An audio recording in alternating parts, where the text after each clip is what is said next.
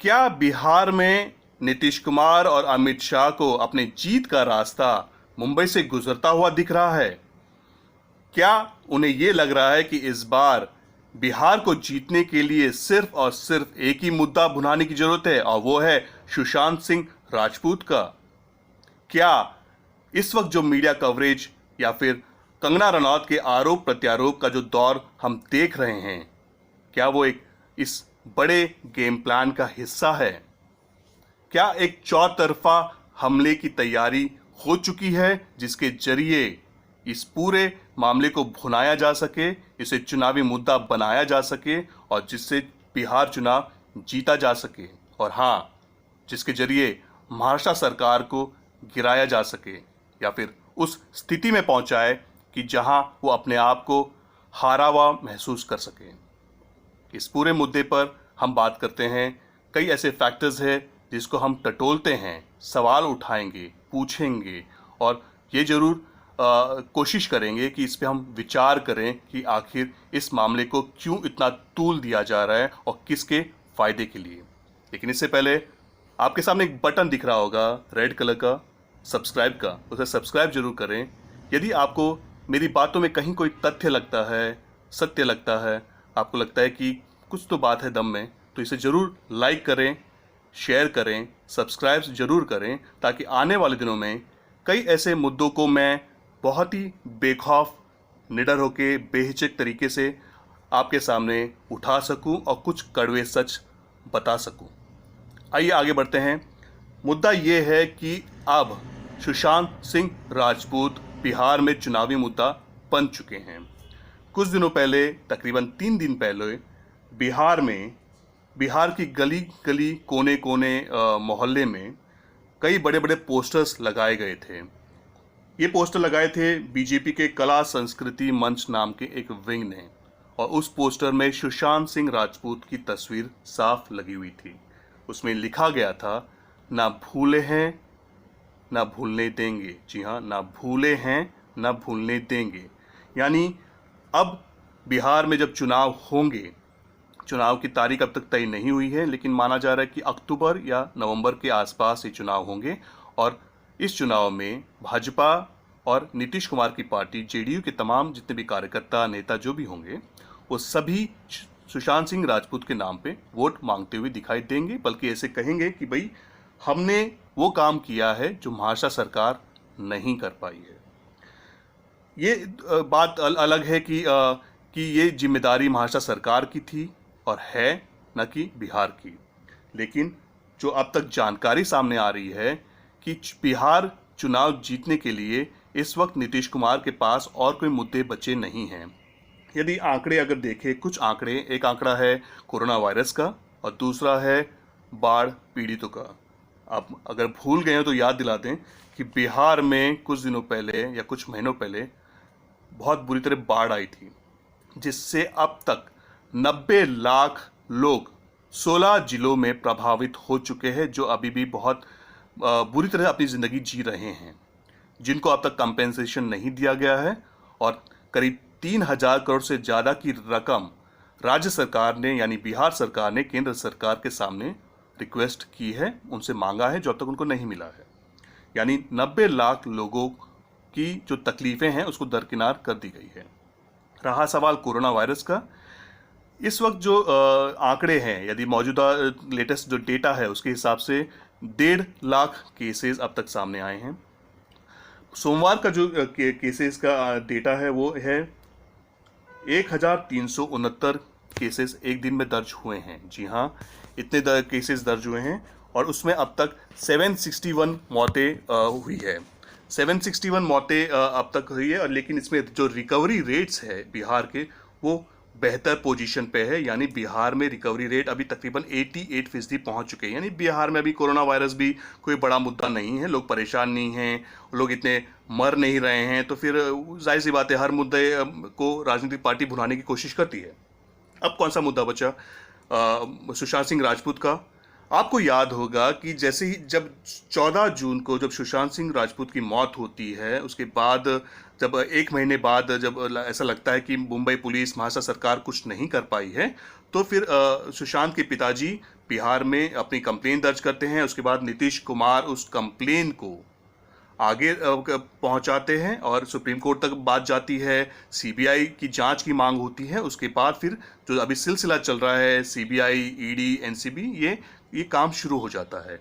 तो कहीं ना कहीं नीतीश कुमार ये दावा कर रही है, नीतीश कुमार ये ढिंढोरा पीट रही है कि ये काम हमने किया है, और उनके कार्यकर्ता ये तमाम बातें अब गली गली तक पहुंचाने की कोशिश कर रहे हैं कि सुशांत सिंह राजपूत जो हिंदी फिल्म इंडस्ट्री का एक राइजिंग स्टार था, जिसे मार दिया गया है या फिर जिसे इतना परेशान किया गया कि जिसने खुदकुशी की है, तो ये इसकी जांच आगे बढ़ाने की जो जिम्मेदारी और जितना जो अच्छा काम किया है वो नीतीश कुमार ने किया है। तो ये तमाम बातें अब गली गली पहुंचाई जाएगी, और यदि अगर इस परिवार को इंसाफ मिलता है, कब मिलेगा भगवान जाने, लेकिन जब भी मिलता है तो उसके लिए जिसकी पीठ थपथपाई जानी चाहिए वो है नीतीश कुमार जी।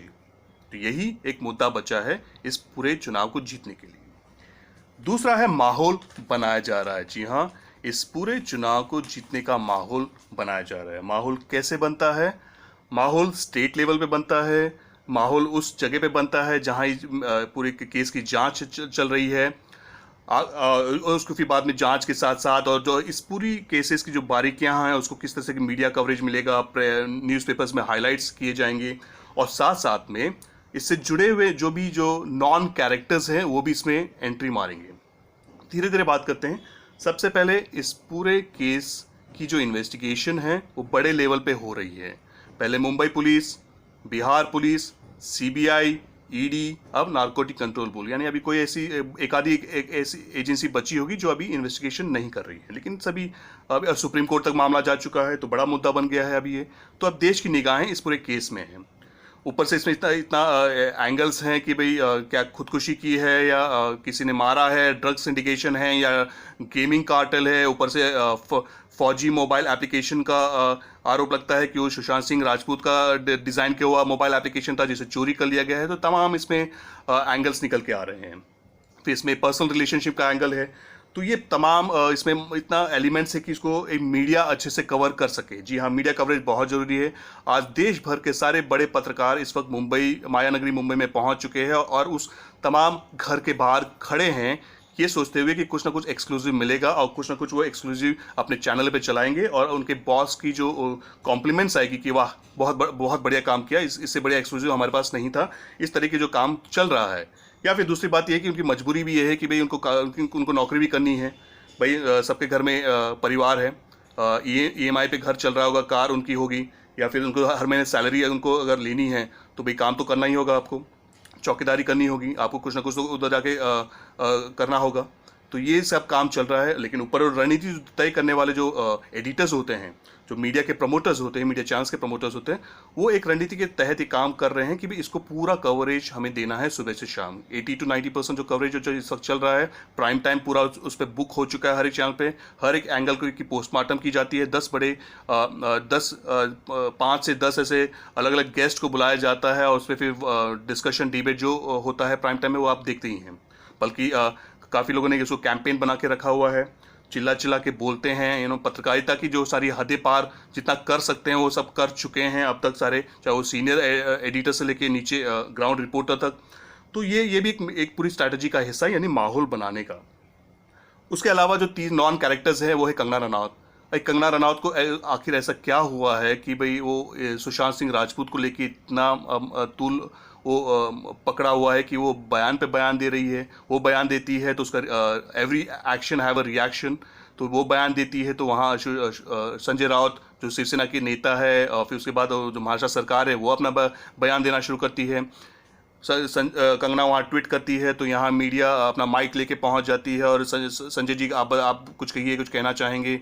फिर कि कोई और नेता से कुछ पूछ लेते हैं उस पर फिर बाद में वो हेडलाइन बन जाती है, फिर उस पर फिर डिबेट होता है। तो ये पूरा जो मीडिया कवरेज हो रहा है और साथ साथ में जो कंगना बार बार ये आरोप प्रत्यारोप कर रही है, ये एक सोचने वाली बात है क्यों हो रहा है ये। रणदीप सुरजेवाला जो कांग्रेस के नेता है और प्रवक्ता भी है, उन्होंने ये बात जरूर कही है कि ये कंगना रनौत का जो POK वाला जो स्टेटमेंट था कि भाई कि वो मुंबई में रहने की बजाय पीओके पाकिस्तान ऑक्युपाइड कश्मीर में जाना पसंद करेगी, ये बीजेपी के कहने पे उसने ये कहा था। ये आरोप कांग्रेस के नेताओं ने लगाया है। तो क्या कंगना रनौत जो अभी इस वक्त जो अपना चेहरा दिखा रही है, तो क्या वो भाजपा की स्ट्रैटेजी का हिस्सा है? क्या ये बिहार चुनाव में जो एक पूरी जो गेम प्लान बन चुकी है, तो क्या उसका एक छोटा सा हिस्सा है वो? तो ये एक सवाल उठता है। महाराष्ट्र में और मुंबई में बीजेपी की तरफ से कौन कमान संभाले हुए हैं, ये एक अहम मुद्दा है, एक और फैक्टर है। अगर आपको याद होगा, 3 हफ्ते पहले देवेंद्र फडणवीस जो महाराष्ट्र के पूर्व मुख्यमंत्री हैं और जिन्होंने 3 दिन मुख्यमंत्री के तौर पे निभाया था, जब महाराष्ट्र के चुनाव हुए थे, उसके बाद बीजेपी एक बड़ी लार्जेस्ट पार्टी बनके उभरी थी, उसके बावजूद भी महाराष्ट्र में बीजेपी अपनी सरकार नहीं बना पाई। तो ये जो बौखलाहट है अंदर, वो अभी भी बनी हुई है। तकरीब मिड अगस्त में देवेंद्र फडणवीस ने बीजेपी की बिहार यूनिट की कोर कमेटी मीटिंग अटेंड की थी, जिस वीडियो कॉन्फ्रेंसिंग के जरिए ये मीटिंग अटेंड हुई थी, जिसमें और ये तब की बात है जिससे पहले बिहार पुलिस आती है, उनको क्वारंटाइन किया जाता है, फिर उनको जांच ठीक से न करने के लिए पूरी ताकत लगा दी जाती है। तो उसके बाद ही ये मीटिंग होती है और इस मीटिंग में ये पूरी रणनीति तय होती है कि अब क्या किया जाए, व्हाट नेक्स्ट, हम कैसे इसमें आगे बढ़ सकते हैं। उसके तहत देवेंद्र फडणवीस ये पूरा प्लान करते हैं। तो अब अगर चेहरा महाराष्ट्र में है, तो वो बीजेपी बहुत ही स्ट्रैटेजिक तरीके से इसे रच रही है और उसको अमल कर रही है।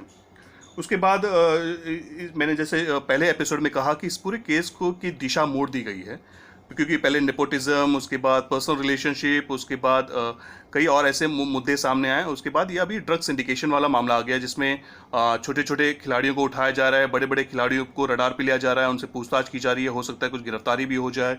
कई ऐसे नाम सामने आ रहे हैं इसमें। और बॉलीवुड और ड्रग्स का तो ये वैसे भी चोली दामन का साथ है, एनसीबी नारकोटिक कंट्रोल बोर्ड से कोई छुपी हुई बात नहीं है, लेकिन फिर भी इसे बहुत ही कछुए की रफ्तार से इसे इन्वेस्टिगेट की जा रही है, ताकि आराम से कोई हमें जल्दी नहीं है कि भाई परिवार को इंसाफ मिले ना मिले, क्योंकि भाई चुनाव अभी दूर है। तो ये तमाम जो जिस पेस से इन्वेस्टिगेशन हो रहा है और जिन अलग अलग मुद्दों पे अलग अलग बातों को उसको डाइवर्सिफाई कर दिया गया है, ये तमाम एक गेम प्लान का हिस्सा है। और ये तमाम जो बातें मैं कह रहा हूँ आपसे, ये पॉलिटिकल पार्टी के अंदर बैठे हुए सोर्सेज, उनके जरिए बातें निकली हुई है। क्योंकि मैं अगर आप मुझे जानते हैं, मैं पॉलिटिकल एनालिस्ट नहीं हूँ, लेकिन आप जो भी इस महाराष्ट्र को और बिहार के पॉलिटिकल जो पूरा डेवलपमेंट्स होते हैं, उसको अगर एनालिसिस करें, तो वो भी इस पे शायद अपनी बातें रख सकते हैं कि मेरी बातों में कितना दम है और मैं कितना सही कह रहा हूँ या गलत कह रहा हूँ, तो वो अपनी बातें रख सकते हैं। लेकिन जो बातें अब तक सामने निकल के आए, वो यही है कि भाई इस वक्त सुशांत सिंह राजपूत देश के लिए नहीं, बल्कि बिहार के लिए भी एक बहुत बड़ा चुनावी मुद्दा बन चुका है और एक रणनीति बन चुकी है। चुनाव को जीतने के लिए महाराष्ट्र सरकार यानी उद्धव ठाकरे को हराने के लिए या उसकी सरकार को गिराने के लिए एक अच्छी खासी साजिश रची गई है। और कई इसमें कैरेक्टर्स हैं अलग अलग तरीके से, चाहे मीडिया हो, कंगना रनौत हो, या और भी इसमें लोग जुड़ सकते हैं। ये तमाम सब उस स्ट्रैटेजी के हिस्सेदार हैं। बस यही है कि इंसाफ कब मिलेगा परिवार को, ये तो उनके परिवार भी नहीं जानते हैं। क्या बिहार चुनाव से पहले मिलेगा, बिहार चुनाव के बाद मिलेगा, ये पूरे केस की इन्वेस्टिगेशन की जो कंक्लूडिंग रिपोर्ट्स होगी वो कब सामने आएगी, ये कोई नहीं जानता। लेकिन इस वक्त पूरी तैयारी के साथ नीतीश कुमार, अमित शाह, देवेंद्र फडणवीस, ये सभी लोग मैदान में कमर कस के उतर चुके हैं और हर कीमत पर सुशांत सिंह राजपूत के केस को भुनाने की कोशिश कर रहे हैं और अपना फ़ायदा निकालने की कोशिश कर रहे हैं। मैं वीरेंद्र सिंह गुनावत आपके लिए, यदि आपको ये शो ठीक लगा, अच्छा लगा, तो आप प्लीज़ इसे शेयर करें। अगर नहीं भी अच्छा लगा, आपको बातों में दम नहीं, तो आप खुल के क्रिटिसाइज़ कर सकते हैं। Thank you so much.